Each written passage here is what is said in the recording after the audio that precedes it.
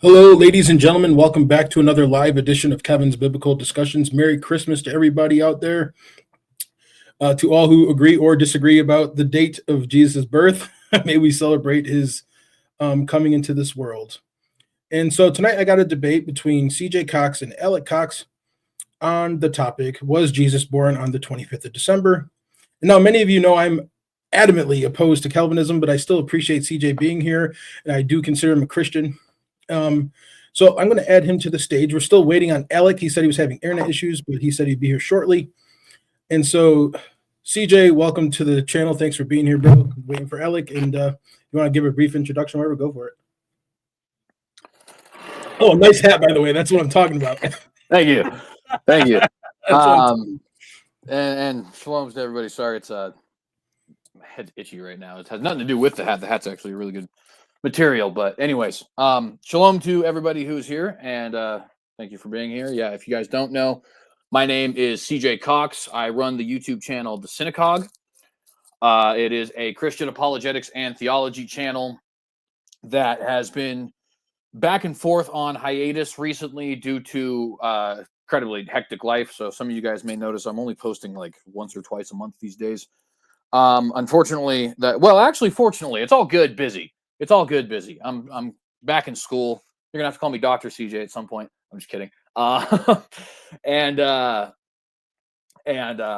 having some cool family stuff developing and stuff like that. But nevertheless, so we do a theology and apologetics channel there where we discuss apologetics and theology from what I call a reformed fundamentalist perspective. In other words, very literal, very fundamentalist, very to the book conservative, but also reformed Calvinist, right? Recently, haven't had a whole lot of stuff posted. We're going to do an open room tonight. And if anybody's interested, I actually have a couple things you can check out. If you're already interested in the channel, want to check out more, I have a book called 15 Questions for Calvinist Answered. If you'd like to check that out, you certainly can. And I appreciate you. And I also have a video blog over on my Patreon called Breakfast Tea.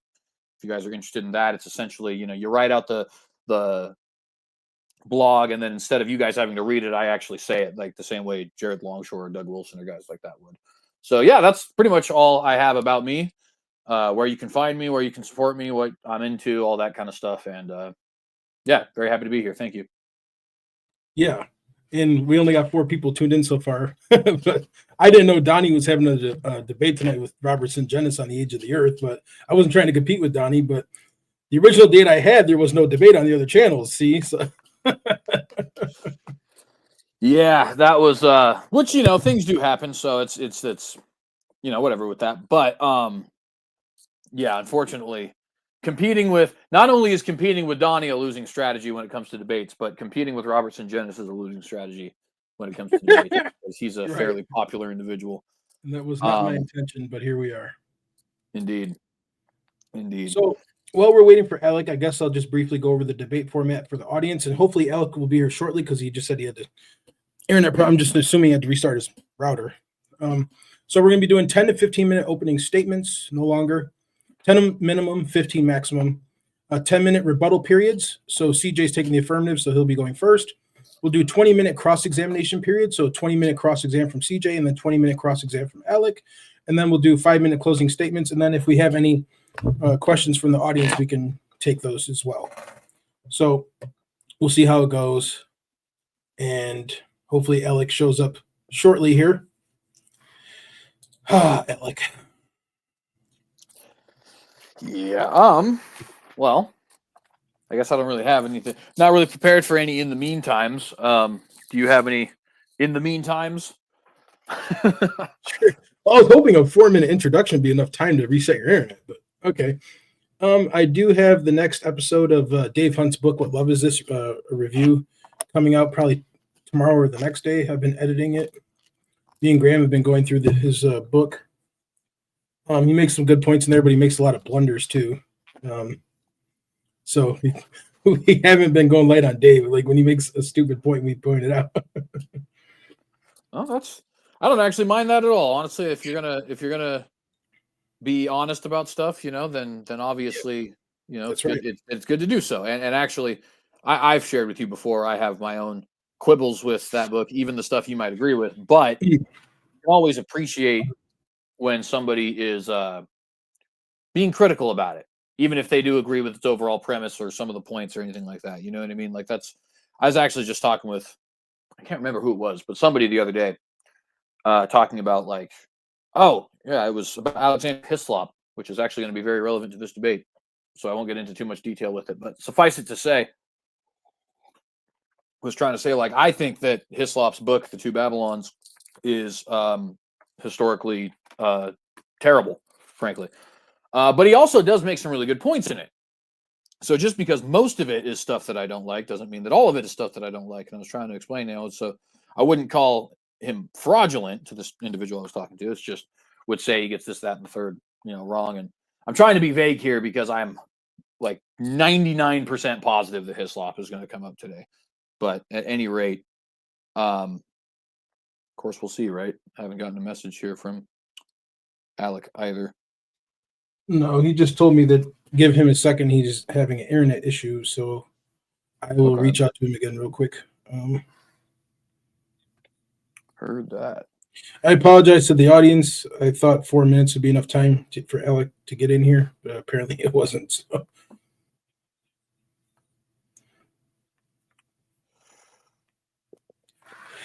You know what? Just so there's not dead air, I think I'm just going to put my be right back thing up. I hope people don't leave, but Alec is coming. I've been in contact with him. So let me just put that up right there. Bam.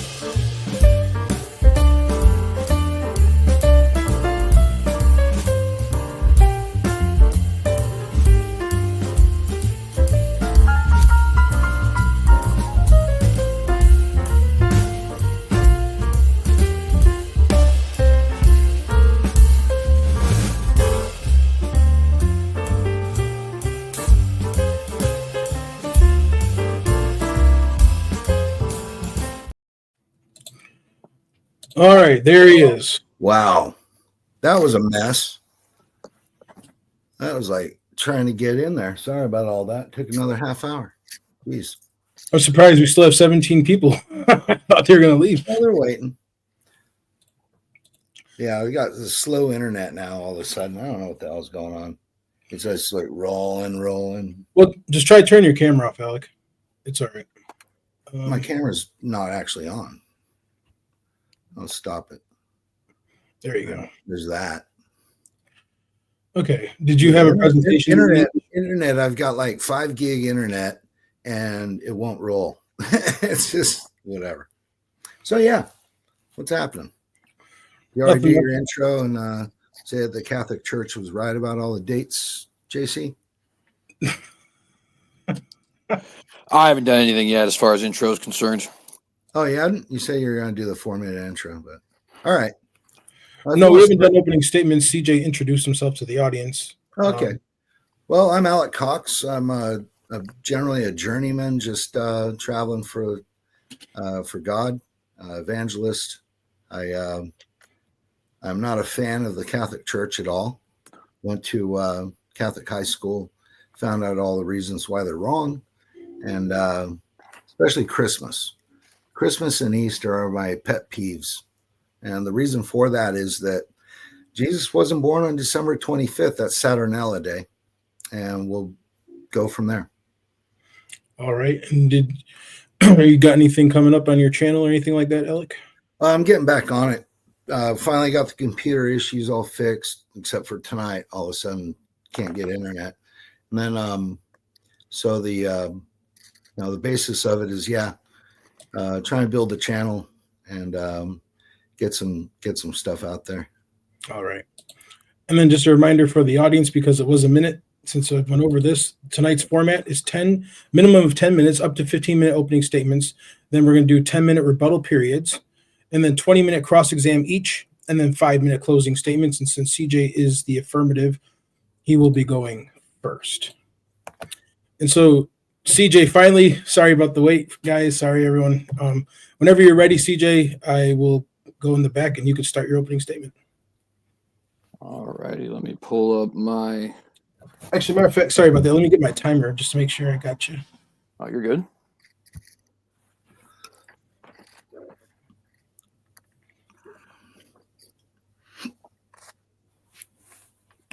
All right, and I got it. So on your first word, I will start the timer. All right. Well, shalom, saints, and blessings to you all in the name of our Lord and Savior, Jesus Christ. I want to first thank Brothers Alec and Kevin for participating in this debate with me and for hosting the debate, respectively. I'd also like to thank the audience for taking the time to listen to this debate. And of course, above all else, I'd like to give thanks to our Almighty God for blessing us with the opportunity to have this dialogue.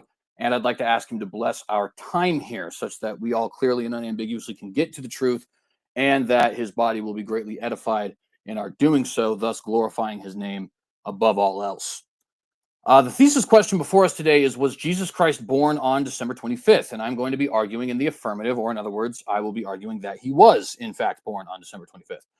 I have a lot of information to get to, and 15 minutes is not nearly as much time as it sounds, so I'd like to jump right into my arguments for this evening's debate. And the first argument is going to be a very simple argument from Occam's razor. Occam's razor is a principle in argumentation which states that entities should not be multiplied beyond necessity, or in other words, if two answers have the same explanatory power, the simplest one is likely the correct one. This is a principle repeated by Aristotle, Duns Scotus, Maimonides, Ptolemy, and of course, Occam himself, and amongst many other people who have gone about this. And it is a principle which we can easily apply to our current debate topic in the following manner. What is the simplest answer to the question, why do we celebrate the birth of Christ on December 25th?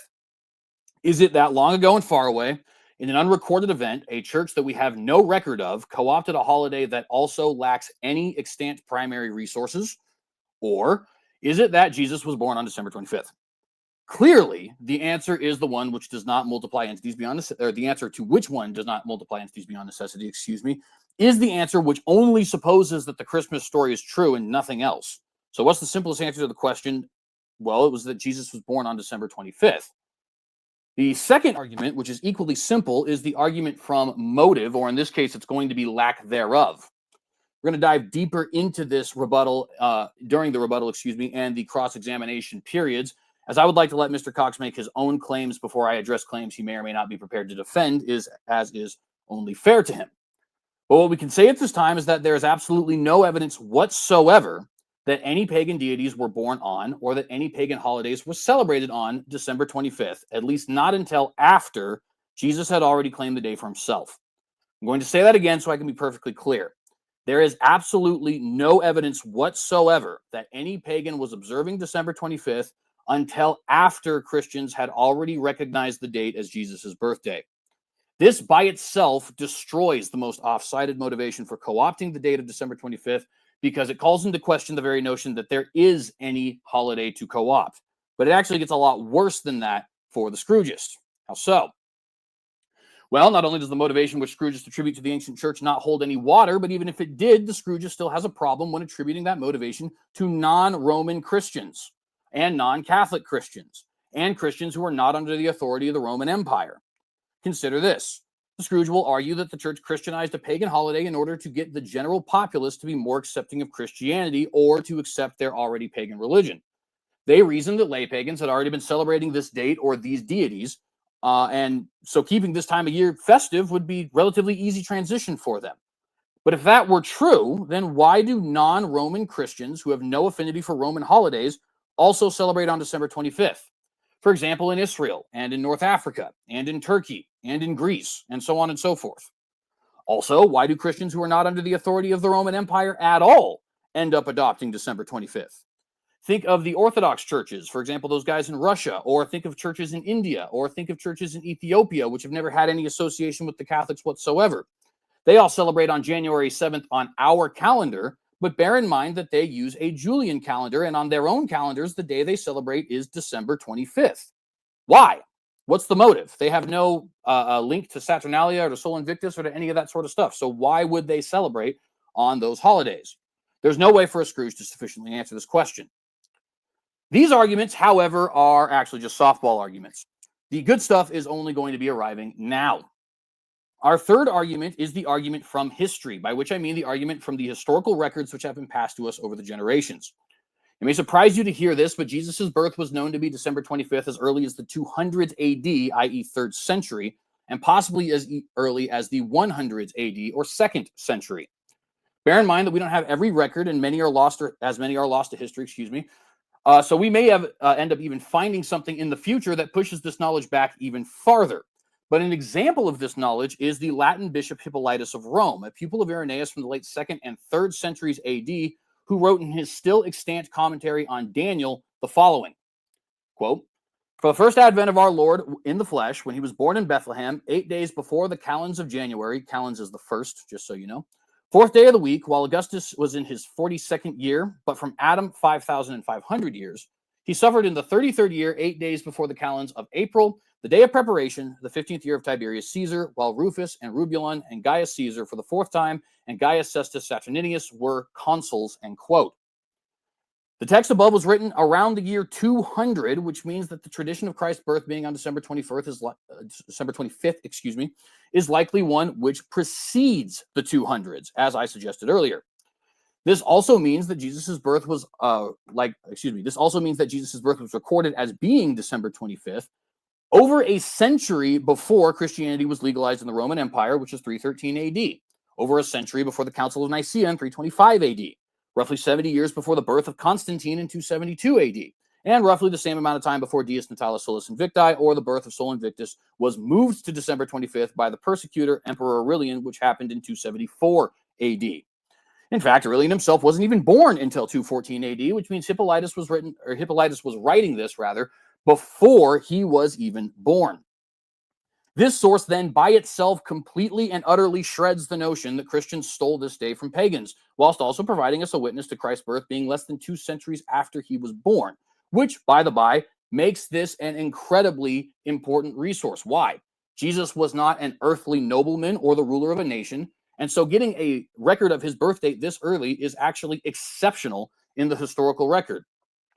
My opponent may object that some scholars consider the quoted portion to be interpolated and thus not originally attributed to Hippolytus. So I will preemptively address this argument before we look at any other sources. Firstly, the source is attested to incredibly early, with the specific passage being quoted, being referenced, as early as the 600s AD by George Bishop of the Arabs. Secondly, the source contains calculation errors of the sort that a forger would be very careful to avoid. Listen carefully to this argument because it may be confusing. Hippolytus lists Christ's birth as being around 2 to 3 BC, his death around 29 to 30 AD, and his age at time of crucifixion at 33. But given the time frame he's given us, he would be 31, possibly 32 at the oldest. Per the criterion of embarrassment, this actually points to the authenticity of Hippolytus's text, as a forger would not want to make his forgery seem unreliable to those whom he wants to deceive. In other words, if something in the text is embarrassing to Hippolytus and Hippolytus is the source, that doesn't help a forger. But it does demonstrate Hippolytus may actually be telling the truth. Lastly, the argument against the text is at least in part circular. People will say Hippolytus could not be an early source because the date was not yet established, which of course is a circular argument. There's much more that we can say on this topic, but we already have to sacrifice some sources because of time constraints, and I want to get to some of my other arguments, so let's go ahead and do that. We're going to jump now to 240 AD, give or take. We're not sure the exact year this text was written. There is a work, though, known as De Pascha Computis, which roughly translates to the computation of Easter, and which was attributed by history to Pseudo-Cyprian, who is not a real person, but just a fancy way of saying that some people used to attribute this to Cyprian, and we no longer do. The work itself does not claim an author, and it was only attributed to Cyprian by others well after he had died. At any rate, the text is known to date to around the mid-3rd century AD, and it says the following, quote, "Who, contrary to the received opinion, cast the day of the nativity of Christ on the 28th day of March, except in that what he says of the birth is to be understood of the conception, which is believed to have happened around this time, that is, March the 25th, end quote. Notice that the Pseudo-Cyprianic writer claims that Jesus was conceived on the 25th of March, i.e. 9 months to the day before December 25th. As it happens, and as you all know very well, 9 months is the amount of time it takes to gestate a baby. I know I'm educating no one when I say that. Which means if Jesus was conceived 9 months to the day before December 25th, he would have been born on or around the day, December 25th. And again, this is well before Constantine was born, well before Sol Invictus was said to be born on December 25th, well before Aurelian moves that holiday, so on and so forth, right? It is also a non-controversial source, meaning that there is no dispute over its authenticity and no dispute about when we should date it. Lastly, De Pascha is recording a tradition which pre-exists itself. Go back to the language of the text, and this is what he says of Christ's birth. He calls it the received opinion, meaning he received it from someone else. He says Christ's conception is believed to have happened around March 25th, meaning this is a general belief at his time. In other words, he's implying that this is the widely held position at the time that he wrote this text. So the Pseudo-Cyprianic literature not only gives us a witness to the belief around 240, but actually gives us a witness to this being the established view before 240. The last historical point we want to look into is the issue of the Donatists. The Donatists were a schismatic sect of rigorous Christians who considered themselves to be the true Church of Christ, believing the mainline Christian church to have apostatized during the Diocletian persecutions. The Donatists broke away from the main church around 312, and as we read from Augustine's Sermon 202 on the Epiphany, this led to the Donatists rejecting any practices and traditions which became mainline after 312. An example of this is Epiphany, which was a well-established holiday in the East around Turkey and so on, but was not established in the West and North Africa where the Donatists were, and thus they rejected the holiday. However, the Donatists did celebrate Christmas, and they even did so on December 25th. They didn't establish the date, but some scholars believe they may have been the first to celebrate it as a holiday. If the Donatists refused to celebrate Epiphany because it was a post-schism development, and the Donatists did celebrate Christmas on December 25th, then it stands to reason that the holiday potentially and the date absolutely predate the Donatist schism of 312, which is the same year Constantine is said to have converted to Christianity, and a year before the Edict of Milan, and 13 years before the Council of Nicaea. And there's much more history we could get into besides this. But here's the thing, I am running short on time, and so we're now going to jump to biblical arguments.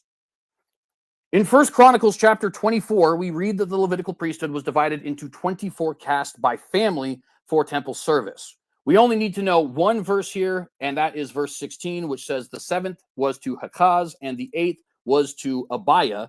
Jumping down to verse 19, it says, these were the orderings of them in their service to come into the house of the Lord, according to their manner under Aaron their father, as the Lord God of Israel had commanded them. Again, this is 1 Corinthians 24. The full passage is 7 through 19. Now, each cast would do temple duties for 1 week, and as we all know, there are much more than 24 weeks in a single year. So when all casts had done their temple duties, the cycle would start over, meaning that each cast would actually do temple duties twice in a year. For a historical source, you can go ahead and look at Tractate Ta'anit, chapter 4 in the Talmud. Now, we read in Exodus chapter 12 that the Passover month, which is in Nisan, otherwise known as Aviv, is also roughly equivalent, to our March-April area of the year, is the first month of the year according to the Jewish calendar, meaning we would start the priestly cycle on Nisan the 1st, which again is roughly in March or April.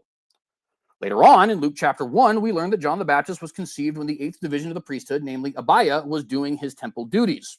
And in the very same chapter, we learn that in the 6th month of John the Baptist's gestation, a certain child called Jesus was conceived of a virgin. 2-minute warning, CJ. Thank you very much. Quote, there was in the days of Herod, the king of Judea, a certain priest named Zacharias of the council of Abiah, and his wife was of the daughters of Aaron, and her name was Elizabeth. It came to pass that while he executed the priest's office before God in the order of his course, according to the custom of the priest's office, his lot was to burn incense when he went into the temple. And there appeared unto him an angel of the Lord standing on the right side of the altar. But the angel said unto him, Fear not, Zacharias, for thy prayer is heard, and thy wife Elizabeth shall bear a son, and shall call his name John.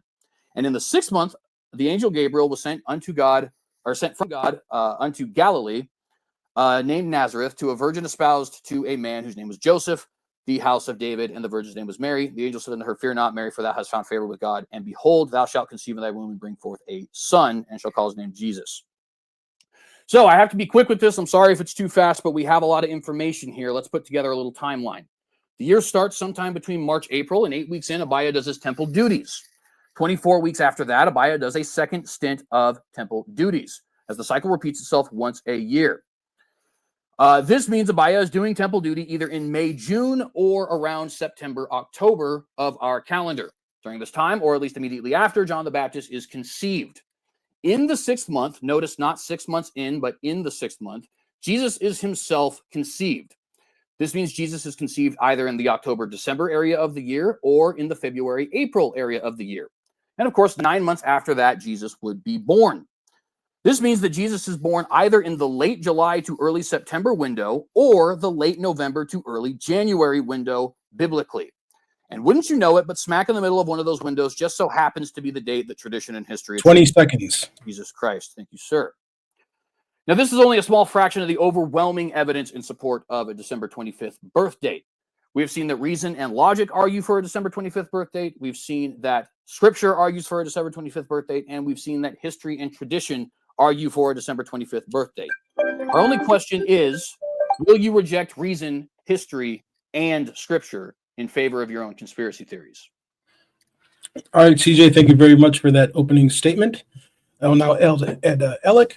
And by the way, guys, if you guys have anything you want to share, you can do that. I can put it on the screen for you. I got stuff to share. That was really good, JC. Doing all the people that were 400 years after Christ's birth and things like that. That's when really Christmas got started, was 354 AD. So Christmas really wasn't celebrated until, that's the earliest they can find, 354. So even the earlier apostles, and then you had other people that were apostolized, and they don't write about Christmas at all, or the 25th. So let me do the let's see, screen share. I'll go to... All right, Alec, I'm going to pause your timer until you get your presentation on the screen. Let's see here. There we go. We'll do this. We'll work with the slides first. Sure. Just trying to get to the enter button. Jesus. Why won't it just enter it? There we go. All right, I got it. So, Jesus Christ, resume your timer now. All right. So Jesus Christ was born. That is a fact. During the Feast of Tabernacles in the month of Tishri. Tishri is September, October. And how this is devised, next slides will show, is that everything is linked to John the Baptist's 6 month earlier birth to Jesus Christ. So you take John the Baptist's birth, and exactly 6 months later, Jesus Christ was born. And that's not in December. It's actually September, October. There's a little thing called the Feast of Tabernacles. And when it says God with us, you'll call him Emmanuel, which is God with us. He is tabernacling with us. And only feasts for the Hebrews are in autumn or spring. The first of the priestly months of the year is Nisan. Okay. The first of the non-priestly or civil calendar is Tishri, is Kislev. Okay. So basically you have the people that are not followers of Christ, or, in Hebrew, that denied Jesus Christ. They kept with the civil calendar. And yes, we'll find that the line of Abiah was Zacharias and his wife Elizabeth, and how that all worked out. And then 6 months into it, Mary comes to visit. She's already conceived by the Holy Spirit. And because John the Baptist leaps in the womb of Elizabeth, and that month was basically during, because it says nothing about Zacharias there. So he's probably in the temple at that time. So John the Baptist was born in March or April. Okay. And that does not bring us to, around about what we celebrate as Easter, but the crucifixion, Passover is when he was born. So in the spring, you have the Passover, Exodus 12, and I'll get to that in just a second here. Go down on my thing. It's kind of hard to see. Try and blow it up. But this guy's got it correct. So basically, it's the characteristics and everything of the fourth daily lottery, which is held in participation of all the priests to determine who would bring the parts of the sacrifice from the altar, ramp up to the top, where their sacrifices were continued. This is during the Passover. So you have, they for the daily sacrifices, they still sacrifice lambs, things like that. Then the angel Gabriel appears to Zacharias during course 8 of Abijah in the 4th century BCE. So Jesus Christ is not year 0. The Gregorian calendar is off by 6 to 4 years. They started at 0, went through the different types of calendars, then landed up on the solar calendars are still not good. Lunar calendar is actually more accurate. So when you look at the 4 BC area, all right, so if you look at Jesus's birth being in 4 BC, he was 3 years into almost exactly his telling of the gospel when he was crucified. So you have to be 30 years old to be a priest, right? So John the Baptist becomes a priest 6 months before Jesus Christ. They meet, and John the Immerser baptized Jesus. And that's how we all get started in this. So basically, you're looking at Luke chapter 1 through chapter 1, verses 5 through 35. Is this says 33, but I'll go 35.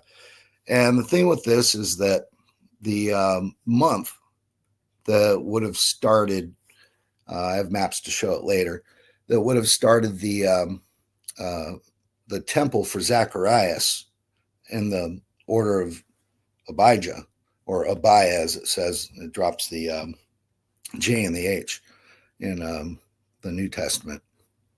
But he would have conceived about July or August was when this happened.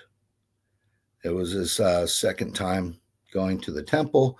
And this is where JC gets a bit confused. He reverses the dates, because we don't hear about him during Passover, which is in the month of Nisan, right, which is the priestly calendar of the first month. We only hear later it would be his second. So John the Baptist, and if you look at the 9 months, July to Passover, which would be in March or April, depending on the lunar year, would bring you John the Baptist. Okay, and then all you need to do from there, it's so simple. Count the 6 months. This is exactly all written out in Luke 1. And you think Luke didn't know what happened? I think Luke talked to everybody. He also wrote Acts, if anybody knows that.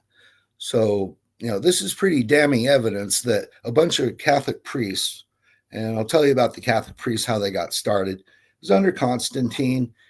He wanted rule. He wanted to join the kingdoms of Constantinople back with Rome, make one Roman Empire again. And so, they paint some crosses. The legend is paint crosses on their shields, and they get blessed by some pagan whatevers. And they go out there and they say, we're going to win this for Christ. And they end up winning. There's a battle on a bridge.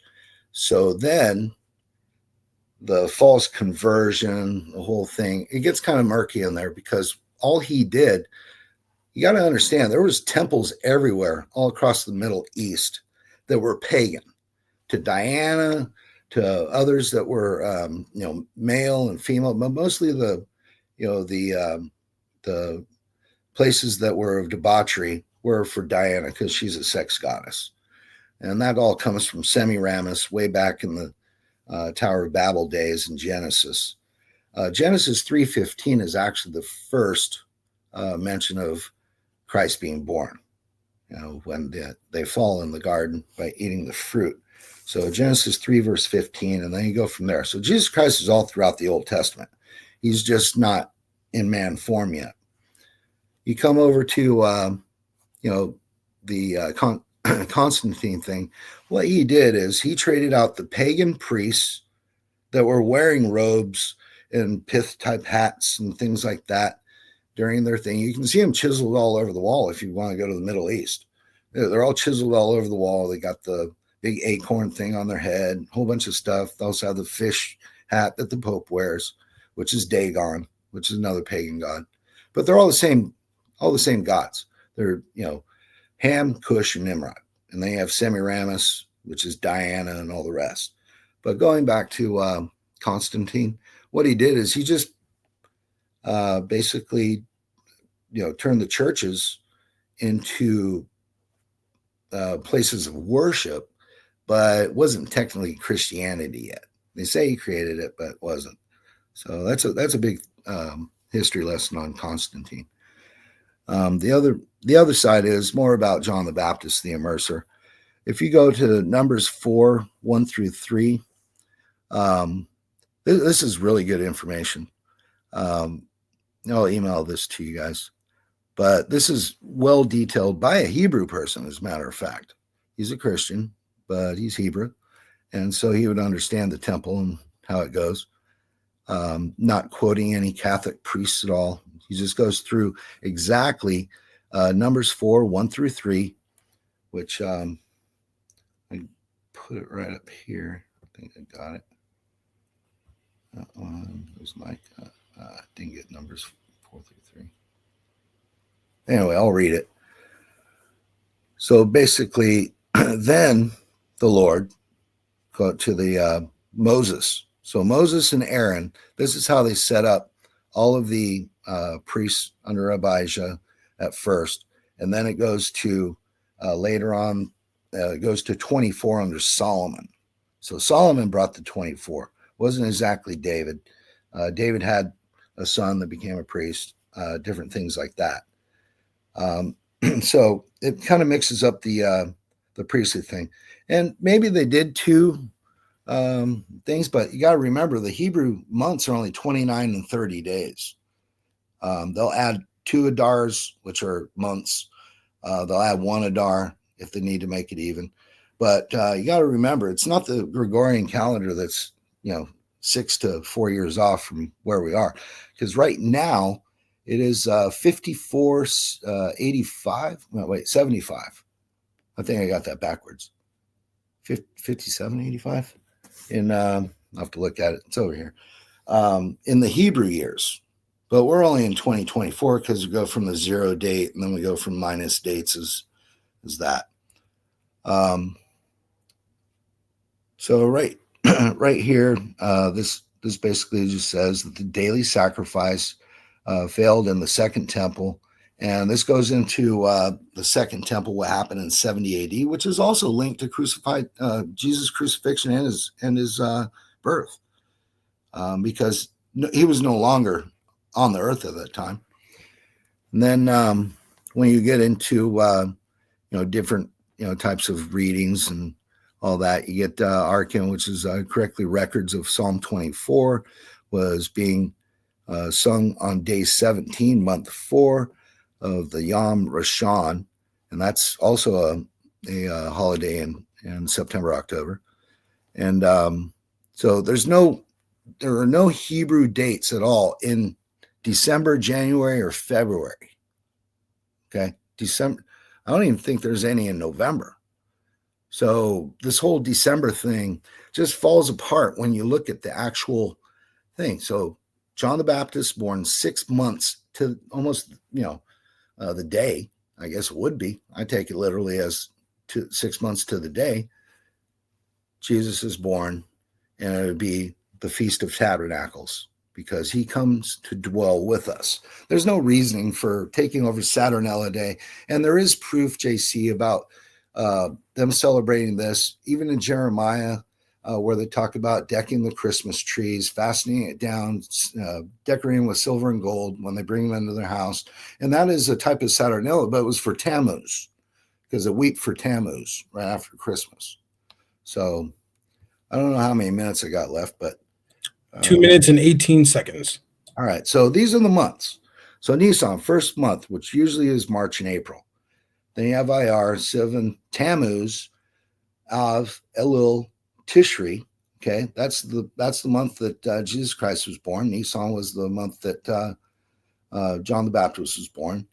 It was about Tammuz or where he was conceived, and Jesus would have been conceived 1, 2, 3, 4, 5, 6 on Tevet. He was conceived in Christmas time. That's when he was conceived, not born. So the addition subtraction thing kind of ruins JC's argument. I don't care how many Catholic priests he gives up. Catholic priests were really horrible. They fixed their own books. A lot of things are crazy with the Catholic Church because I know I debated them when I was in high school and they lost. You have to read the Bible. Don't go outside to an extent.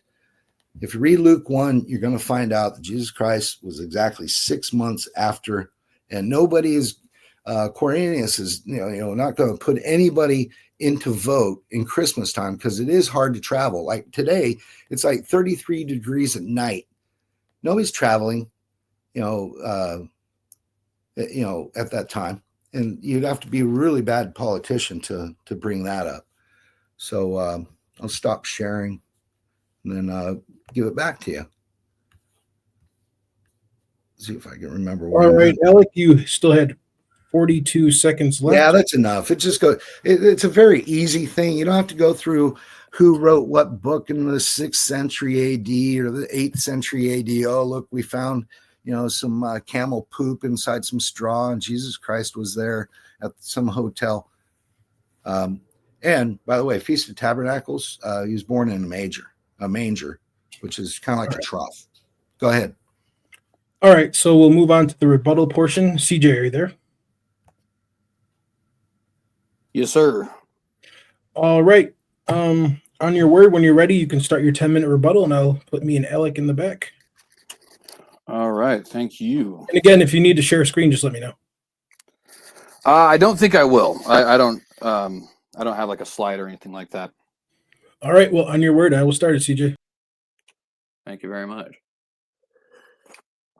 All right. So, with respect, almost nothing that was just said is correct. And a lot of it was actually addressed directly in my opening statement. So let's go through this very quickly. So we're going to start in backwards order because that's the way I have it written down here. He says it's 33 degrees right now. That doesn't make very much sense for travel. As it stands right now in Israel, see right there, it is 46 degrees in Jerusalem. And if you go and look through the months there, you will see that it is between high 40s and high 50s, sometimes low 60s in Jerusalem right now. I would also like to point out it is a particularly cold winter in Jerusalem right now. So it's just simply not correct to say it would be too cold at that time. We're not talking about Britain. We're not talking about Alaska. We're not talking about Minnesota. We're not even talking about Idaho, where I am right now. We're talking about Israel, which is a Mediterranean climate that is more akin to what we would find in, say, Southern California or the Gulf of Mexico. Also, we brought up the manger, the birthing period for lambs. The most popular lamb in the Levantine region is known as an Asawi lamb, or a Wasi lamb, excuse me. And their birthing period is actually in the months of December and January in Israel, or the months of November and December in Syria. So there actually would absolutely be mangers available if you'd like a source on that. There's a professor at the University of Jerusalem named H. Epstein, also a Hebrew. By the way, I'm a Hebrew, who has pointed this out. No connection between Christmas trees and Tammuz. It's also not relevant, but it's also just flatly wrong. Jeremiah is not about Christmas trees. Christmas trees don't celebrate Tammuz. Tammuz isn't related to Diana. I mean, that's just a whole banquet of incorrect. So we just got to point that out. There's also no link of Diana to Semiramis, and you're getting Diana wrong. Diana is a fertility goddess, not a sex goddess. I know that sounds like it is pedantic, but it's not when you consider that the pantheons here split these into different things. There's a marriage goddess, Hera. There is that's the Greek version. I'm using Greek names right now. There is a sex goddess, Aphrodite, and there is a fertility goddess, Demeter, who in the Roman religion is Diana, right? So it's important for us to point out that we're mixing terms here. We're mixing deities here, and it's not actually accurate to mix these deities. Says the lunar calendar is more accurate. Well, Ramadan is celebrated a different month every single year because they use a lunar calendar. The Jewish calendar is not a lunar calendar. It is a solar lunar calendar, which means it is based off of monthly cycles, but it keeps itself in line with the solar calendar by way of the Metonic cycle, whereby 7 out of every 19 years you add a leap month. And that's how they keep themselves in line with the solar calendar. That's why Passover is always in the March-April region and doesn't switch all around the calendar like Ramadan does on the solar calendar that the Muslims use. You know what else is not a solar calendar, but is actually a lunisolar calendar? The Gregorian. That's why we have leap days and stuff like that. Now ours lines up more with the solar than the Hebrews does, and the Hebrews lines up more with the lunar than ours does. These things are true, but both of us use a month cycle, month, moon. You see that connection? And use a yearly solar cycle to keep our calendars in line. So you're unfortunately wrong in your calendrical information as well. But I'm being pedantic, right? I'm just pointing out all the different areas where this isn't very well researched. So let's get to some of the meat here. Okay. So he accepted, as I said in my opening statement, that the priestly cycle starts in Nisan, otherwise known as Av, right? He pointed out Tishrei is the beginning of the civil calendar, but Exodus 12 does say that the ecclesiastical calendar would start in Nisan. Fantastic. All right. Abaya is the 8th division in. Now, I already said this, but we're going to say it again. Okay. Being the 8th division in, that means he is going to take up the 8th and the 32nd point in the year. 8th and 32nd month or week, excuse me, in the year. Remember, it repeats for a source on that, Tractate Ta'anit, chapter 4 in the Talmud, which is the exact same place, by the by, we're going to find the ecclesiastical division versus the civil division. So if he wants to object to our using of the Talmud, he's using it as well, even though he may not know it. Okay. So if we are going to be in both these positions, that means we have 2 possible dates, okay, or 2 possible time frames, we'll say. One of those possible time frames, as I had already said, gets us into, I believe I said it was the August region. Let me go ahead and check my notes here. Yeah, the August area, just about. Really, it's actually the September region, just about. Late September to early October. And the second region would get, or the second possible date, time that Jesus could be born would be anywhere from late November to early January. Those are, biblically speaking, those are the only 2 dates that it's possible. Now, somebody might say, well, Feast of Tabernacles can be late September, and it can even be in October as well. So doesn't that mean that I might be right, Jay? Well, no. Why? Well, because absolutely nobody in the historical record linked Jesus's birth to the Feast of Tabernacles. No one. The first people to actually do it were the Puritans in the 1600s. Puritans did a lot of really good, very wise things. This, unfortunately, was not one of them. Now, in the historical record, you have a debate between two times of year. It's the winter time that I'm taking right now, and the springtime. You can go to Clement of Alexandria for a source on this. He argues that Jesus was born sometime between April the 20th and May the 20th, whereas the other side of the coin was arguing for sometime during the December-January point. So historically, you have two dates. One happens to be December, one happens to be in May, right? And biblically, you have 2 points. One is in October, September region, and one is in January, December region. Well, if these two have outliers, but they also both have one that meets in the middle, that lets you know that that one that's in the middle is probably right. If the history can argue for December, but can't argue for September, and if the Bible can argue for December, but can't argue for spring, then the outliers are the ones you do away with. It seems like December is likely the correct date. He says that they only have feast in spring and autumn. Hanukkah? A little Hanukkah right up there. That it's just simply not true. The Hanukkah is also celebrated. Also, Purim is celebrated outside of these named regions. So unfortunately, you just are not informed on your holidays. He says 354 AD is the earliest that we can find Christmas. Now, that is not accurate, but I know where he got it from. The chronograph of 354, which actually is recording an event that took place in 336, is the earliest we can have an unambiguous and direct reference to Christmas as a holiday. That's true. I'll freely grant that. But it is not the earliest reference to Christmas. There are just others that are slightly ambiguous. Nor is it the earliest unambiguous reference to December 25th as Christ's birthday. We actually already quoted two for you. De Pascha Computus says that Jesus was conceived on March 25th.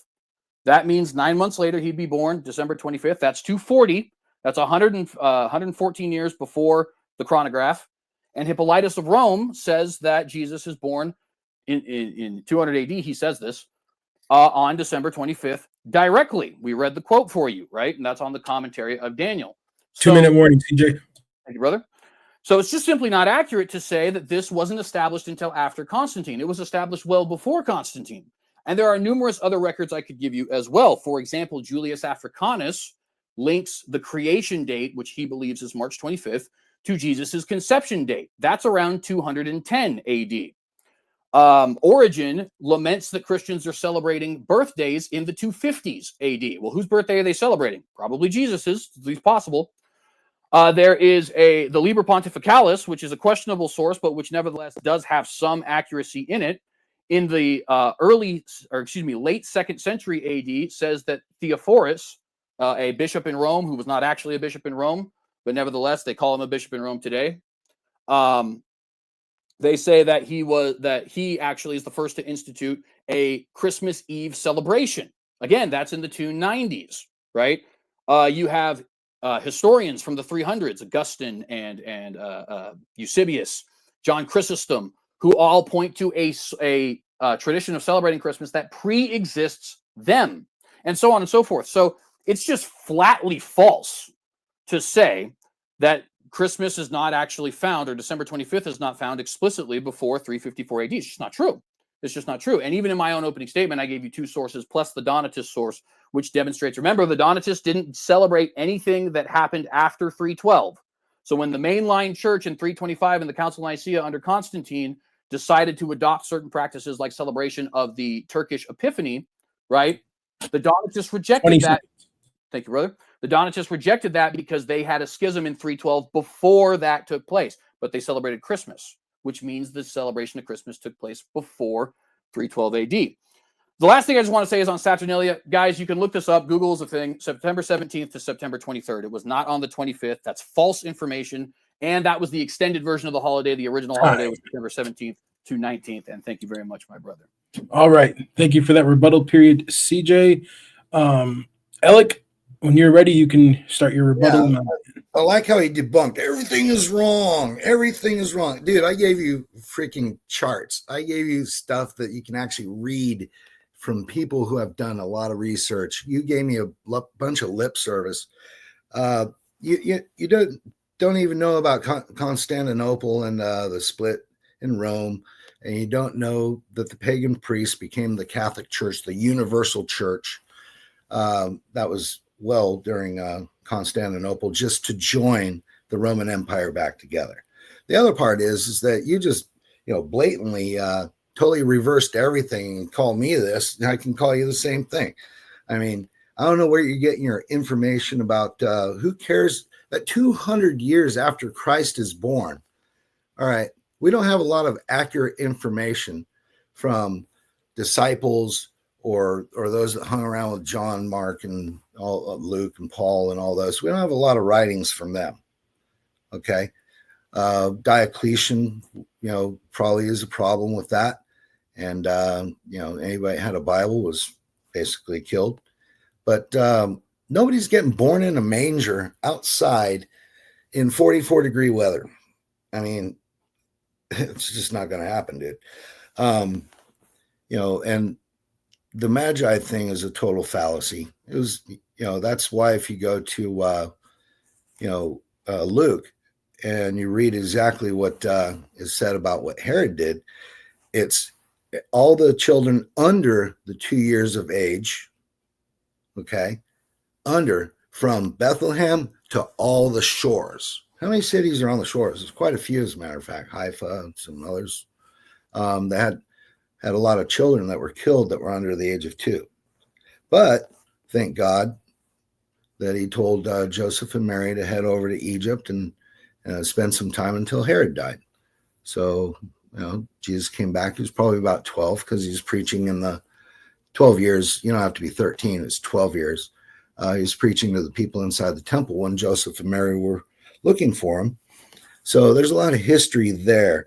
But I'll go back to the part where you say that the month, I think you're thinking in, you're missing the Adars, number one, and you're missing the fact that Jesus Christ was not born in December, okay? He was born 3 months before that. And there's a lot of reasoning for that. And Purim, for instance, is not a holy day. Purim is a celebration of them, not being slain by, their offenders while they're under the Persian Empire. And then you have Hanukkah. Come on, dude. Celebrate Hanukkah? I mean, just because of a menorah? I mean, it has nothing to do with any of the priestly. There are no priestly festivals, is what I said. I didn't say, anything about, celebrating somebody's birthday on a regular day. What I did say is priestly festivals are in spring, beginning with Nisan, which was in Exodus 12. If you recall Moses going out, and all the rest were all fulfilled by Moses and Aaron as there was, 40 years in the desert. So they built a temple. They had a whole bunch of other things. So you trying to just slam that, somebody said that somebody was born. And, Saturnalia is just one. It goes back to Babylon. You got to go back to, I know we had this about 3 years ago or 2 years ago about Easter. Okay. And they're chiseled on the wall, dude, from like 4,000 years ago. You need to get out of your bed and go visit some places. That's what you need to do. Because what you're doing is you're just reading what you like to read. December 25th has nothing to do with Jesus Christ, has nothing to do with any of Christians. And I doubt that there are a lot of Christians that, a lot of pulling away from December because all it's about is money. And it was invented. I'm going to say this. It was invented just recently to earn more money by handing out discounts. Well, a lot of people don't understand with a business that you can basically use those as tax write-offs on those discounts. So if you usually sell something for $1,000 and you're selling it for $800 now, That's $200 difference. You can write off that $200 difference. So Christmas has become basically a economical and a structured pagan holiday, which it always was pagan. You just need to do history on Babel, then go into Nebuchadnezzar, and then go into even the Persian Empire and on into Greece, and then you can go into Rome and the Visigoths and all of that. There's no part of Jesus in those countries. So when you when you look at the information that you gave me about 201, somebody mentioned something. Well, we have the most information bombarded on us every single day. And there's so much crud that just comes in, and then they say, they never apologize. Well, we were mistaken. Even the news media today, and we have cameras. London and Great Britain is the most, basically they got everything under a camera. And LA's getting like that. San Francisco's like that.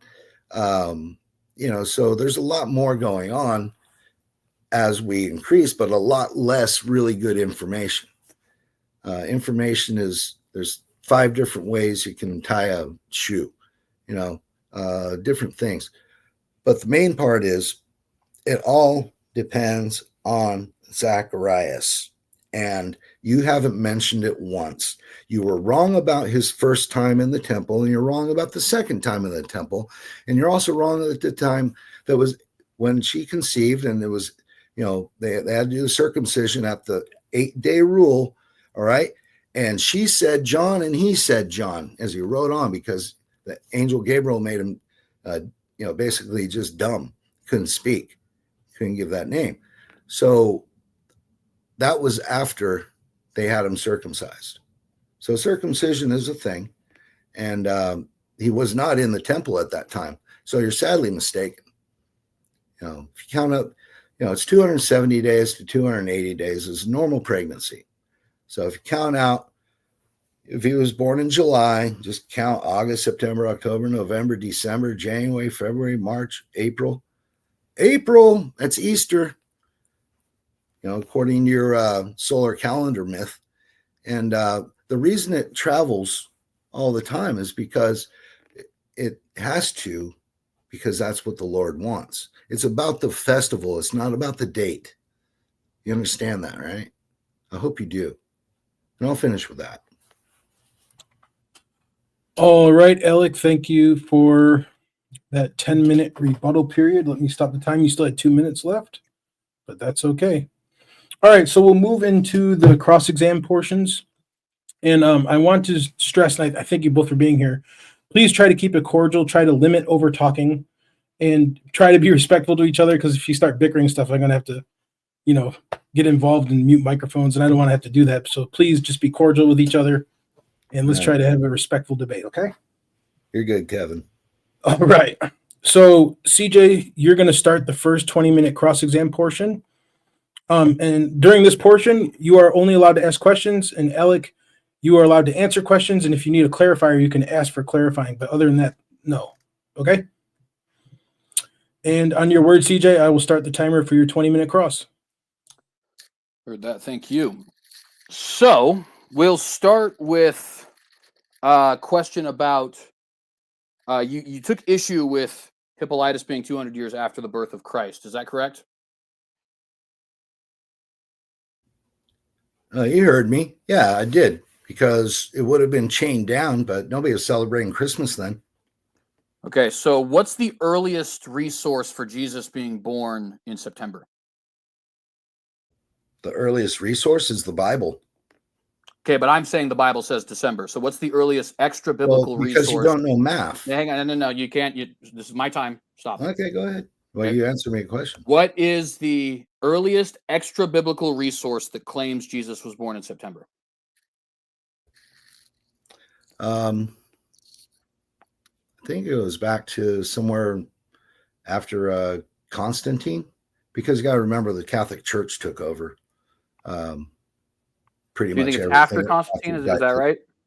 A little bit after, yeah. Okay. So, if I understand you correctly, you're saying it's a problem that Hippolytus wrote 200 years after Jesus' birth, but Constantine is 325 years after Jesus' birth, and you don't think that's a problem? Oh, it's a huge problem, him writing about it, because nobody was celebrating it at that time. Nobody was celebrating. They were celebrating the pagan holiday, not Jesus Christ's birth. And the only birthday that's really the only birthday. Oh, hang on. Sorry, no, it's. I'll let you go. I'm the only birthday that's celebrated is Herod's in the Bible.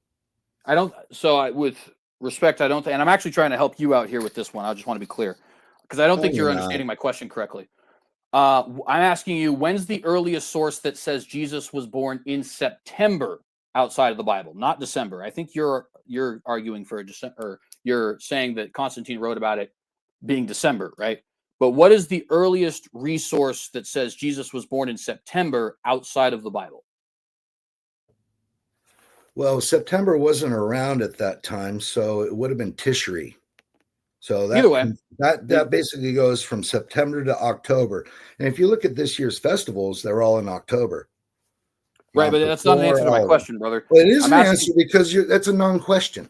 No, it is a question. You're asking me September. Nobody was born in September. All right, guys, hang on. All right, relax. CJ, perhaps restate the question, and Alec, please answer the question. Go ahead, CJ. All right, real quick clarification. September existed in 500 BC. It's a Roman month, so that's just factually wrong. But let's change it for Tishrei. Okay, what is the earliest source outside of the Bible that says Jesus was born in Tishrei?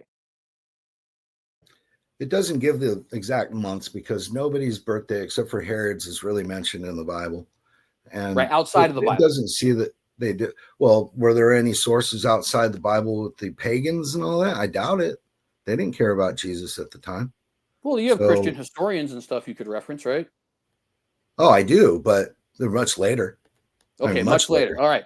So that's what I'm trying to get at. Okay. So you take issue with Hippolytus writing about Jesus' birth in December 200 years after the fact, but you don't take issue with Christians writing about Jesus' birth in Tishrei hundreds, if not thousands of years after the fact. Why is that? People don't read the Bible. They do not study the Bible.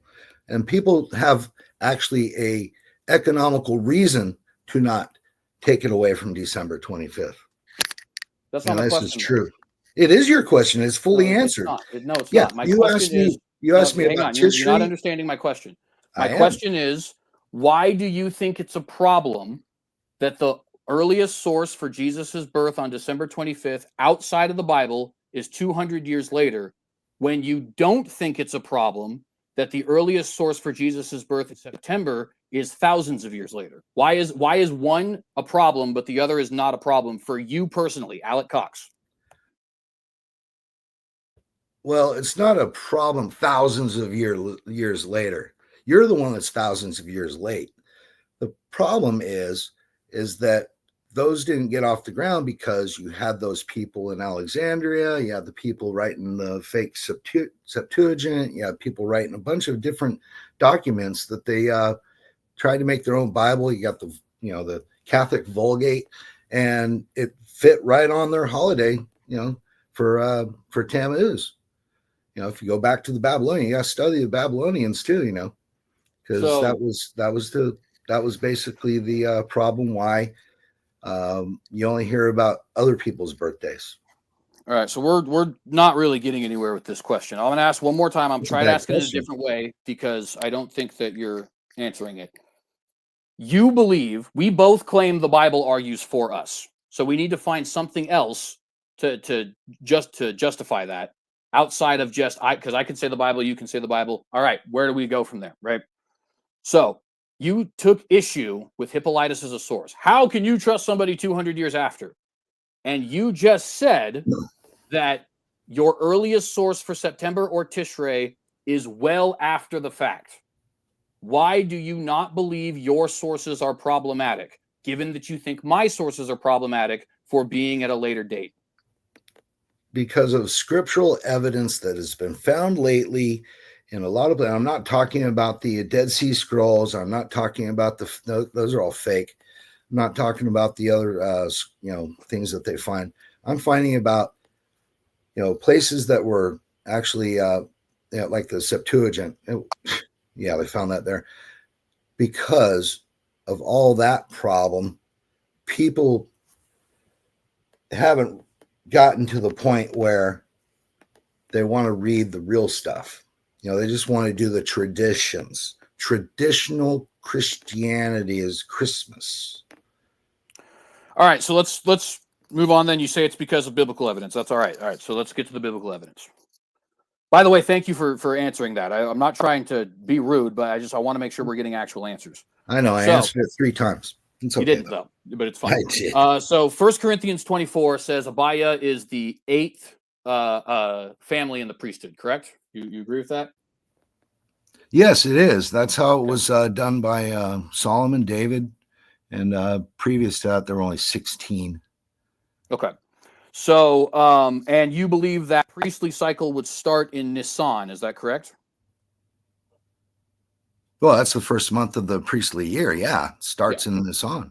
But that doesn't mean that he started on Nisan. Right. No, I'm not what I'm claiming.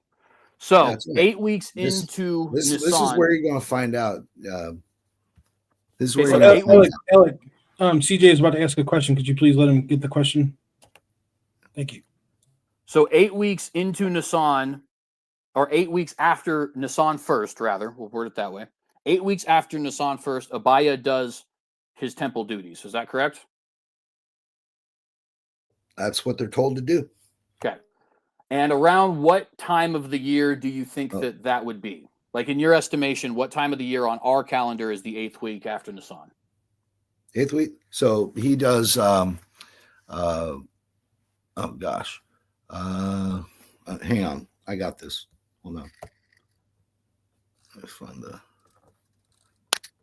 because I always forget the calendar. Kislev, this and that. Kislev is, where did I put that? Oh, Jesus. Do I need to pause the timer? Yeah, just a second. I've got the well, maps. if I give you my answer, can you tell me if you agree or disagree with it? Yeah, go ahead. Okay. You want me to resume the timer, CJ? Yes, please. So, according to my estimation, 8 weeks after Nisan the 1st would mean that Abaya does his temple duties in what we would today call either May or June. Is that correct? Yeah, it would be no. It would be May or April or March or April, because it would have been during the Passover that all the priests would have had to fulfill. So 8 weeks after March, though, is outside. We're not going by March. We're going by. Remember, Nisan is in our area of March, right? So we have to connect the two calendars, right? So around March or April, because obviously it can be either or, we would start Nisan, right? And then 8 weeks after that is when Abaya would do his temple duties, right? Yeah. So that would be 8 weeks after March, April would be May, June, excuse me, right? No, it wouldn't be May, June. Sorry. That was his time. When would it be? He was conceived in about April or March, around what we call he was born in Nisan, but he was conceived on the next one, which would be, God, I'm trying to find that damn calendar. I just X'd it out. Man, hang on a second. I got it somewhere. So I'm struggling to understand this, though, because if in no possible record is Abaya's the 8th week of the year still in March or April, right? Like if you start from March, you do the calendar, you'll see it. Yeah. Right. I know the calendar very well. If you do this, if you start the calendar at March 1st, which, by the way, that's even earlier than the calendar, the Jewish calendar can't start, because Nisan 1st starts the latest at March 15th. Nisan is not just March, okay? It falls in the middle of those. Right. That's why I said March, April. But we have to push it back as far as possible right now to make your argument sound as good as it possibly can. Let me explain. Okay. March 1 to 8, that's a week. 8 to 15, 15 to 22, yeah, your math 22 to 29. Okay, I mean it's just 7 days. I don't know how You're you figure the math forgetting is the wrong. bars and all the other stuff. All right, guys, CJ, can you form this into a question? Well, I'm basically just asking, how is it possible that the 8th week can be in April if the month starts in March or April? 8 weeks is 2 months. So how are Thank we you. starting in March, April, and 2 months later still ending up in March or April? No, the conception was later on in Tishri, the month that Jesus was. It was 6 months difference. I'm trying to get the. I'm talking about, well, we're talking about John right now, right? We're saying Abiah's Yeah, John 8th the week. Baptist. Yeah. Correct. Abiah's 8th week, or Abiah's temple duty, is 8 weeks after the calendar starts. Tammuz. In the month of Tammuz. Okay, what does Tammuz correspond to on our calendar? That is July or August. That's when it would have been done. Okay, so you'd say July, August. I Yeah. don't think that's right by my estimation, but that's fine. That gets us at least July an or answer. August. So, according to Tractate Ta'anit, chapter 4, they double that because, of course, there is less than 24 weeks in a year. So, when is the second stint of Abiah's priestly duties? In other words, 24 weeks after the first one. When is that? It's in July when he was born. When they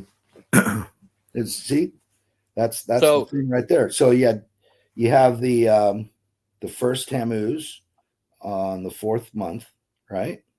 Because remember, this is the priestly calendar, not the civil calendar.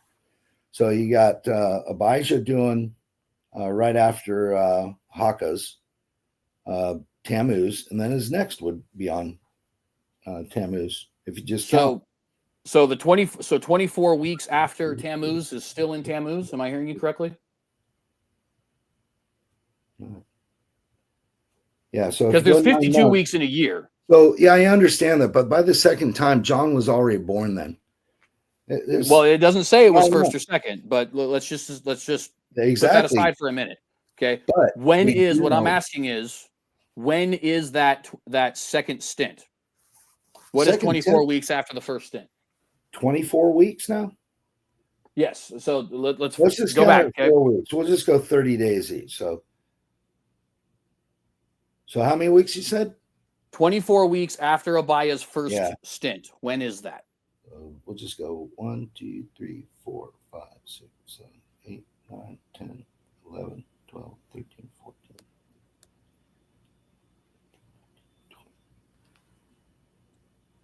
14. Alec, did you hear the question? Yeah, I did. Okay. So you gotta understand that sometimes there were over you only had to serve once. You didn't have to serve twice. Okay, but I've given you a source that says that's twice. It never. I know, but it never mentions this. I have to get this out. It never mentions a second time in the temple. It only mentions the first one when he goes dumb. Okay, how many weeks are there in a year? Well, by our calendar, 52. By theirs, it's less. It's like 2 weeks short. Really? Okay. I own a Jewish calendar, so tell me how much weeks are on my Jewish calendar. I don't know, probably 50. Okay, actually, that was close. Actually, there you go. That's good. I don't use Jewish nothing. I do use Torah. No, that's fair enough. It's sometimes it's more than that, but as standard, that's true. So we'll rule with that. Okay, so there's 50 weeks, and each priestly caste does its duty for 1 week, correct? Mm-hmm. Okay, and there's 24 priestly castes, correct? Yeah, but you're forgetting about Nisan. What's the deal with Nisan? How many festivals? Stop. We got to do yes or no questions, brother. You have your own time to grill me. During this time, CJ answers questions, and you are to answer the question. If you need a clarifier, you can ask for clarification. Illiterate on how many festivals they have in Nisan. So there's 50 weeks. There's one festival. It's Passover. Okay, or you can divide that into two and say the Feast of Unleavened Bread. There's 7 weeks period. Okay, so you said there's 50 weeks. Passover. So there's 50 weeks. Each priestly caste has 1 week. There's 24 priestly castes. Alec, where are your other 26 weeks? Because you said they don't do it twice. Some of them. Where are those other 26 weeks? I said some of them don't do it twice because they only need, people go on vacation. All right. So where's the Bible say that, or any historical resource? Well, the historical resource goes back to Daniel when he had 16 people working on the. So you do it with 16. How many times do they have to do? That would be at least 3. But show me a reference for that. Show me where Daniel says that there's only 16 priestly castes. It's not Daniel. David, King David. Okay, well, you did just say Daniel. Okay, but let's say David. Where does David say there are 16? I mean, Chronicles is well after David anyway, so that's irrelevant. It's in Psalms. Hang on a second. No. Yeah, some of them didn't load up, but anyway, no, it's in Psalms. Okay, I gotta continue on with this. So my computer's acting up, man. I don't know what the hell with the internet thing. Trying to do this thing, it's going round. So all right, so we got to move on because otherwise we're just going to spend all my time. So yeah, well, you've already wasted a lot of your time. Well, I've completely destroyed you. I'll I give don't it mean to back brag. to you. Like, All right, this is one of the worst debates I've ever done. I'll give it back to you. No, you haven't. You were doing all right. Let's keep it cordial, please. No ad homs or anything like that. Let's get it back to questions and answering questions. Okay, go ahead, CJ. All right. Thank you. Sorry about that. All right. Give me. So, what is? Do you have any resource that says that Saturnalia was on December 25th? No, exactly on the 25th. Okay. It was So during the Saturnalia time is of not on the 25th. because the winter solstice moves. So Saturnalia is not a on the winter solstice 25th. So there is no source that was on the 25th.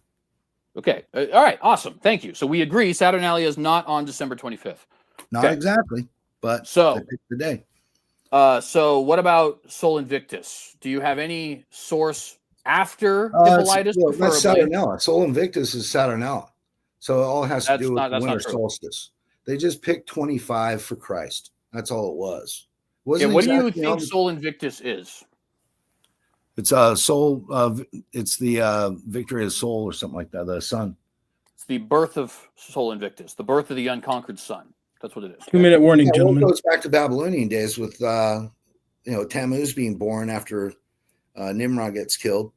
Okay, do you have a resource for that? Do you have any? Oh yeah, I have tons of resources on that. Not handy because that wasn't the freaking debate, man. We'll debate on that later.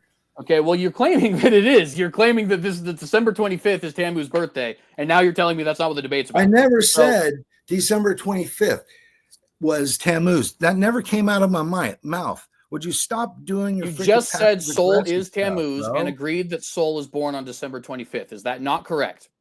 That is not correct. Okay, then why did you bring up Tammuz? On the day of the winter solstice, the shortest day of the year, where he revives. Which is December 21st, right? When's the winter solstice? Generally on the 21st or 22nd. There you go. Okay, thank you.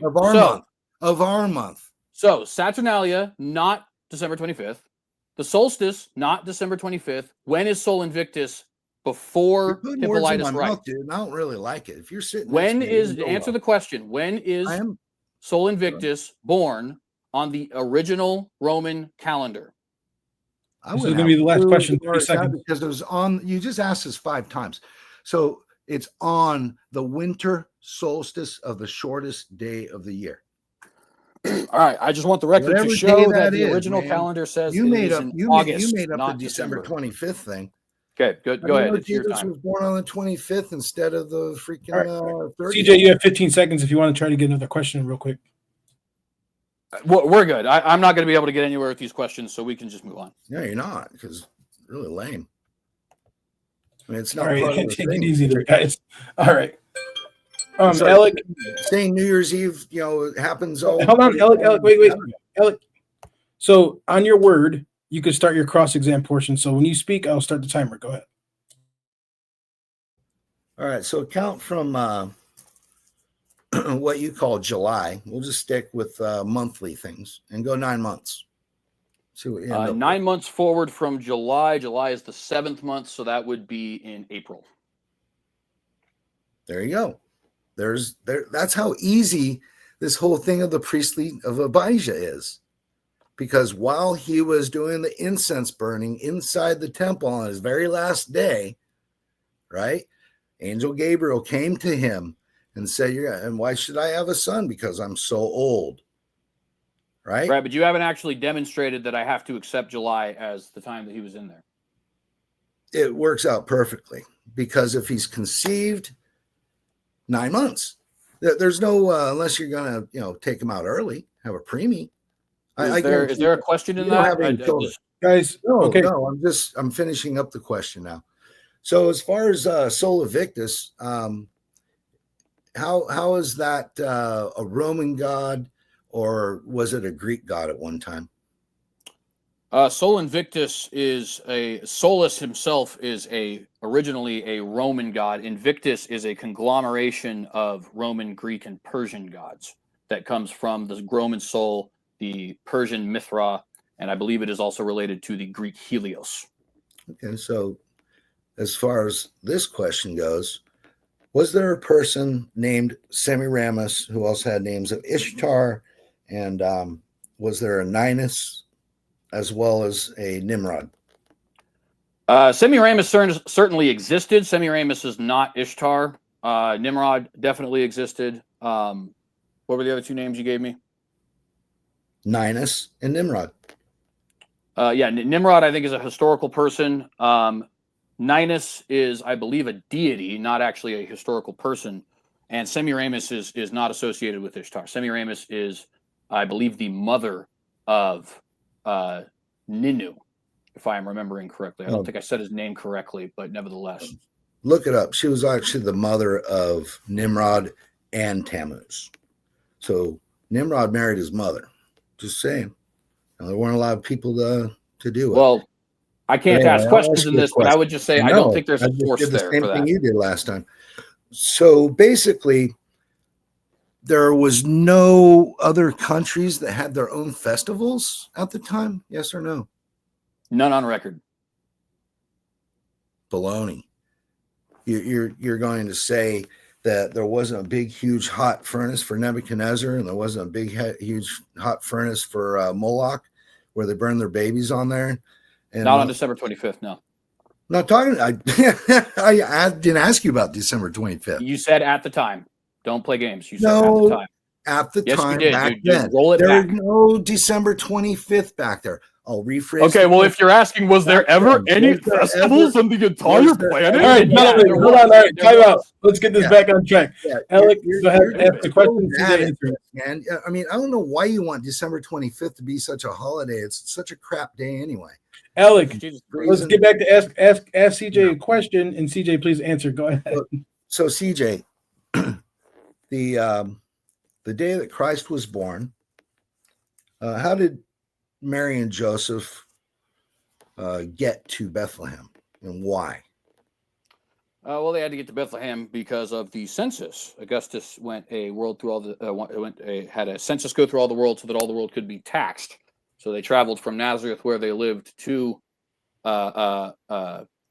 Bethlehem, which is their ancestral homeland. Probably by foot, but maybe a bit by donkey or horse or something like that. It doesn't exactly say. How many miles is that? Look it up. I mean, off the top of my head, I don't know the exact number of miles, but I know that Israel is. It's 100 miles. I'll just play along with you. So you don't know much. I mean, so you got two people. She's pregnant, going, and she rode in on a donkey, and Joseph had to walk 100 miles. Probably took him how many days to get there? Let's see, 100 miles. Usually people travel about 8 to 10 miles a day. Yeah. So somewhere between 10 and 12 days. Yeah. So there's no way they would have made it by December 25th. Why? Because they had to be there to do what? Pay the taxes.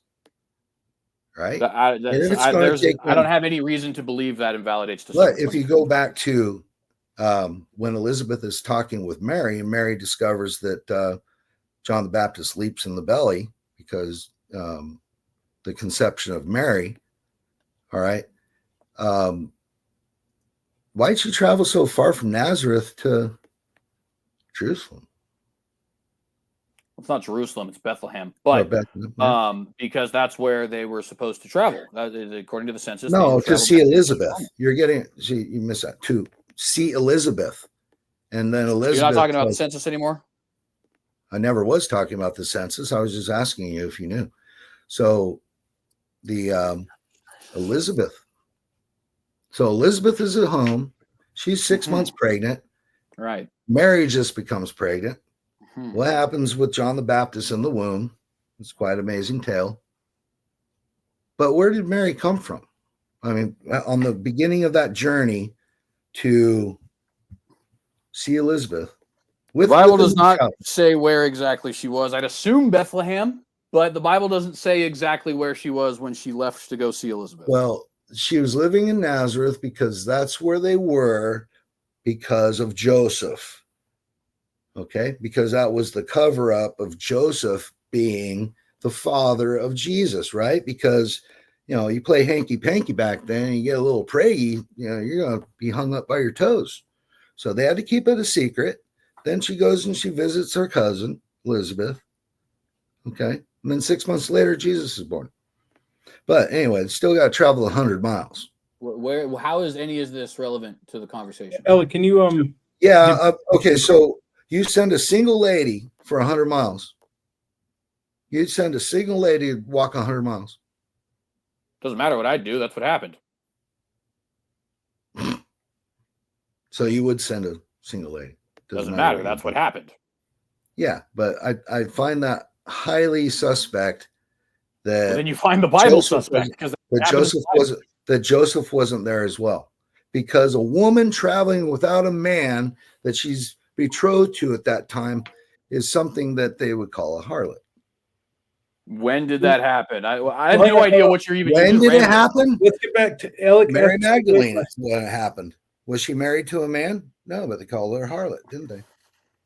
What does this have to do with the topic? That you don't know a lot of the Bible stuff. You just know these facts. You're just saying I don't know stuff.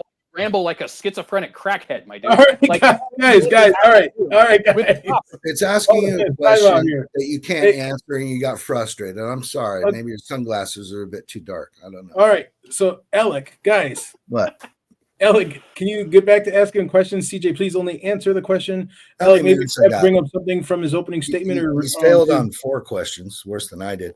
So, okay. How many minutes I got for this cross exam? You still have 12 minutes and 12 seconds. Great.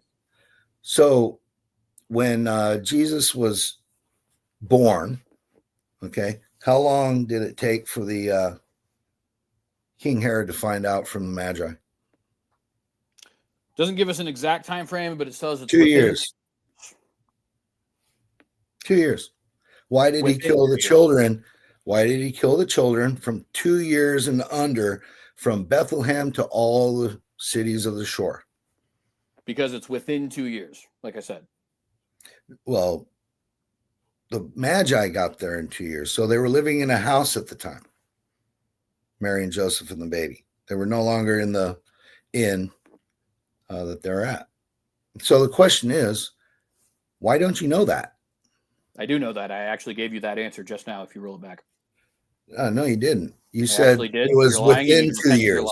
You said it was within 2 years. Right, because that's why you kill it's everybody not within 2 and years. Younger, Alec, and younger. Exactly 2 years. And younger, Alec. That means also 9 months and 6 months and 1 year and 13 months, so you're Alec. telling me they all right, guys. That's within 2 years. All right. All the way from Babylon to you better Jerusalem, do good, bro, because this is the last debate you're ever getting. On camels, following the star. You say that only took them a couple of weeks? Never said that. I said within 2 years, actually. No, it was 2 years. That's why they took the number 2 years and under. Right. And under. Otherwise, it would have said 1 year and under. And under. Right. But that doesn't mean that Jesus was just born. They didn't show up 6 days later. Just Nobody saying. said that. No, I said it. I guess you heard it. Nobody's saying that they showed up 6 weeks later. Nobody's saying that they came up 9 months later. The 2 years sounds right. And then they fled to Egypt. And then they came back. Yeah, whatever. You want to do that. Yeah, because I'm right. I'm sorry. There. You're just factually incorrect. You weren't there, and traveling by camel is hard to do. You weren't there! It's hard to do. My goodness. Why ever have a debate again? Yeah, because you're a loser, dude. All right. Hey, we're not pretend, doing the head hounds, guys. Go ahead, Alec. Just ask him a question. He's wrong about Easter. All right. So when John the Baptist immerses Jesus Christ, okay, why did he do it? Because he's the Elijah that was prophesied to forerun his coming.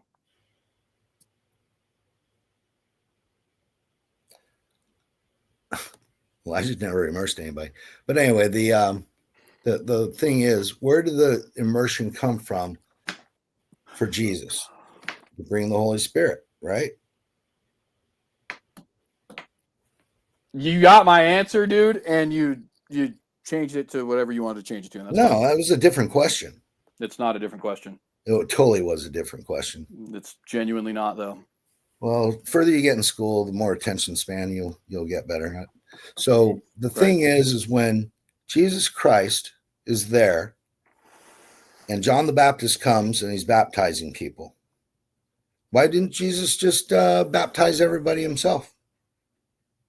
Because he is not the Elijah who is prophesied to forerun his coming. He's greater than Elijah, isn't he? And he came. How does that relate to your question? He came as a servant, but he's greater than Elijah. That's why it was John the Baptist that, it wasn't any of the disciples or anything like that. So it's, just a little knowledge question.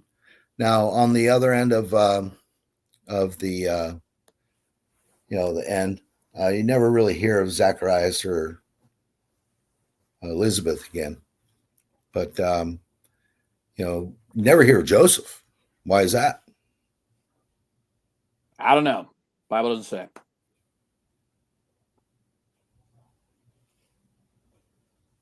Doesn't? No. So Mary was a widow. Maybe. So, all right. We'll let you go with that. Then on the other side of things, when Diana, that you say is only a fertility goddess, why did they have to go to the Diana temple and get temple prostitutes?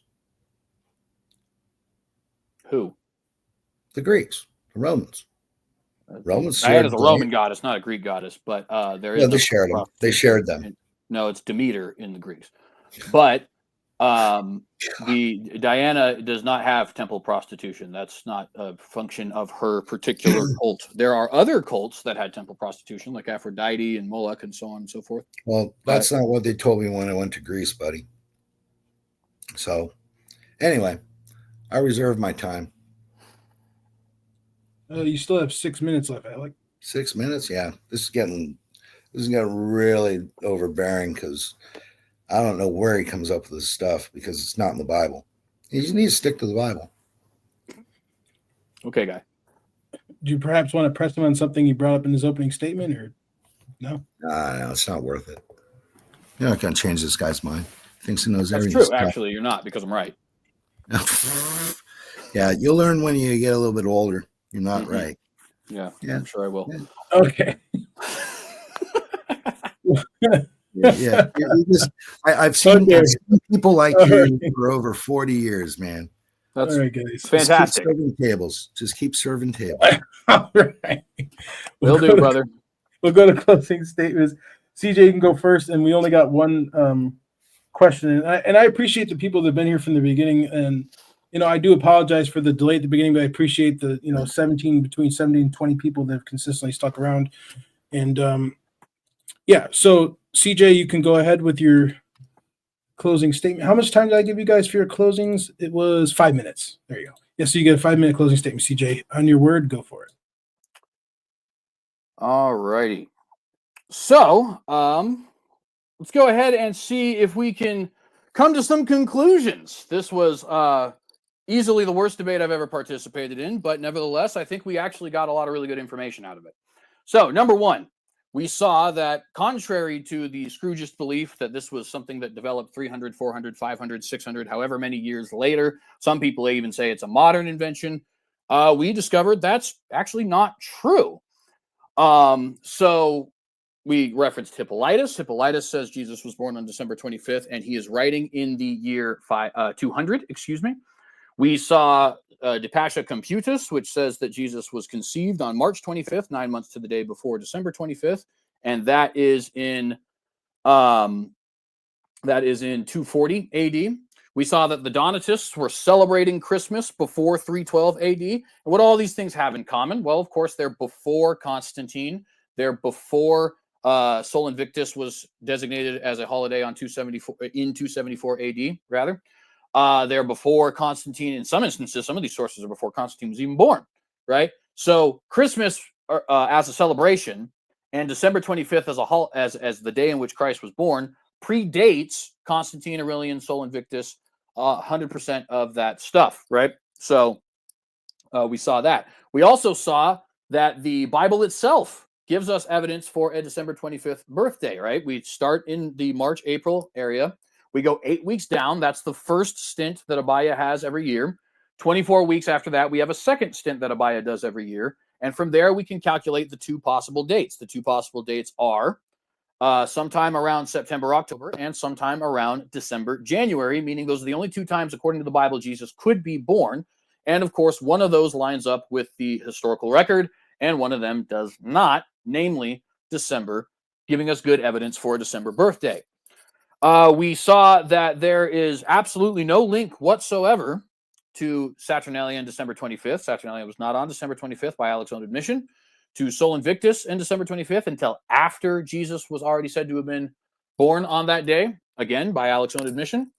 No connection between Diana, Tammuz, Sol Invictus, Saturnalia, all these things, again, by Alec's own admission.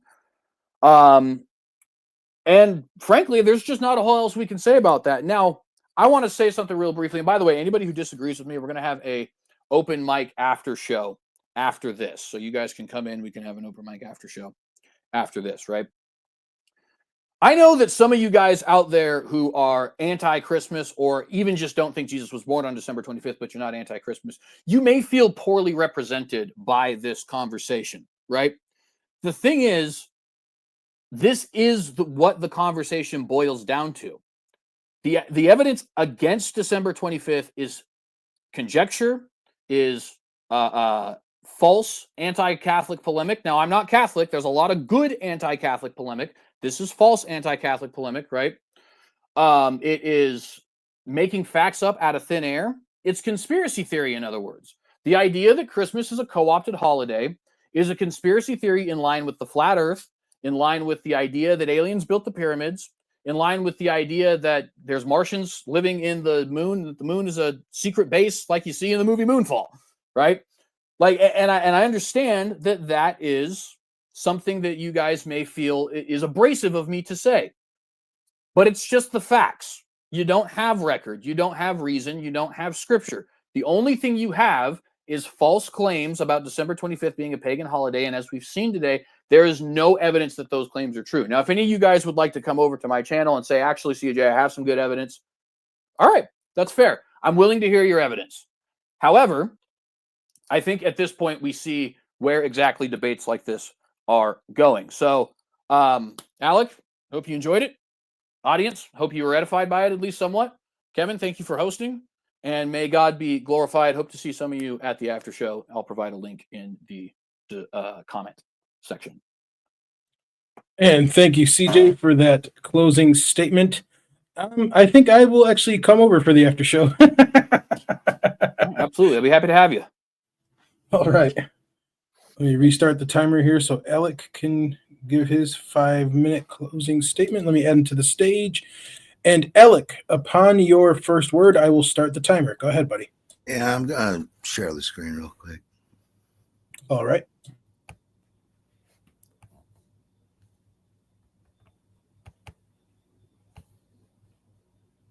Should be it.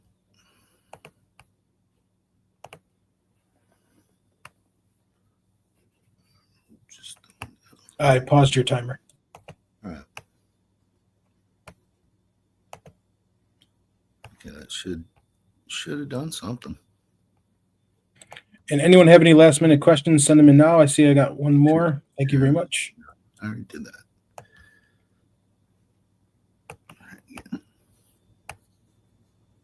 I'll just read it. You have my mic anyway. I'll just read it. All right, I'll start your timer. Go ahead.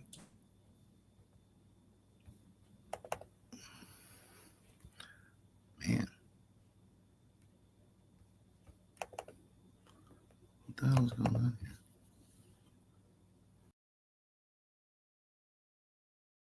Oh, we lost Alec. I'm sure he'll be right back. I don't know. He dropped out. Anyone out there hasn't liked the stream, please don't forget to smash the like button while we're waiting for Alec to come back to give his closing statement.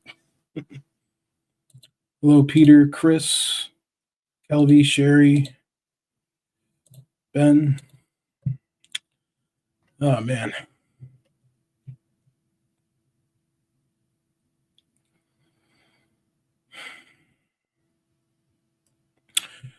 Actually, and CJ, if you want to give me the link for your after show in the private chat, I could also link it into the side chat if you didn't put it there yet.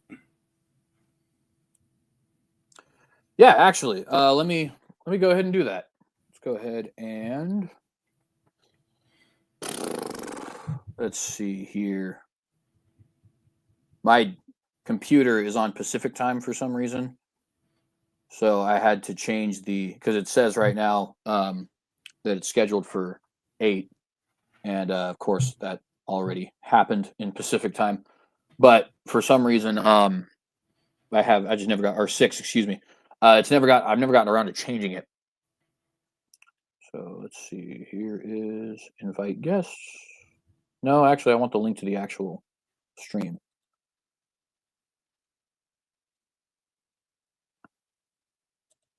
Thanks, Ben.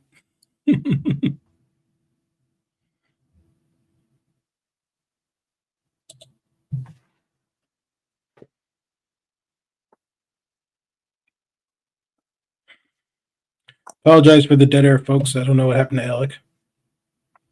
Yeah, here I can also help with that a little bit by saying stuff. So for those who are interested, I just sent it to you in the private chat, Kevin. Oh wait, no, I didn't. I didn't actually hit enter. All right, now I sent it to you in the private chat. Got it. And I'm gonna. Well, I guess you're gonna drop that link right now. So if any of you guys are interested, you can come and discuss with me the debate or the topic. Certainly interested in having you guys there, and of course, Kevin, you're welcome as well. Yep. Thank you. Yeah, absolutely. And yeah, that'll be good. It's been about a month since we did anything on Synagogue, so it'll be good to have a conversation there.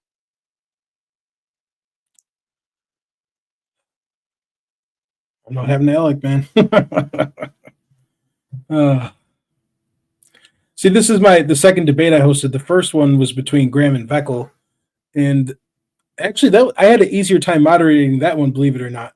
Those two didn't give me as hard a time. Yeah, and to be fair, I probably should not say some of the things that I said. I guess that probably wasn't particularly professional, but well, I'll give my thoughts on the after show. He frustrates me. I'll just put it that way. Okay. Yeah. So I'll give Alec about another minute to get back in here, and if he can't come back in, I guess we'll just end the stream there. That's unfortunate because I wanted to give him a fair shot, to give his closing statement because you got a closing statement.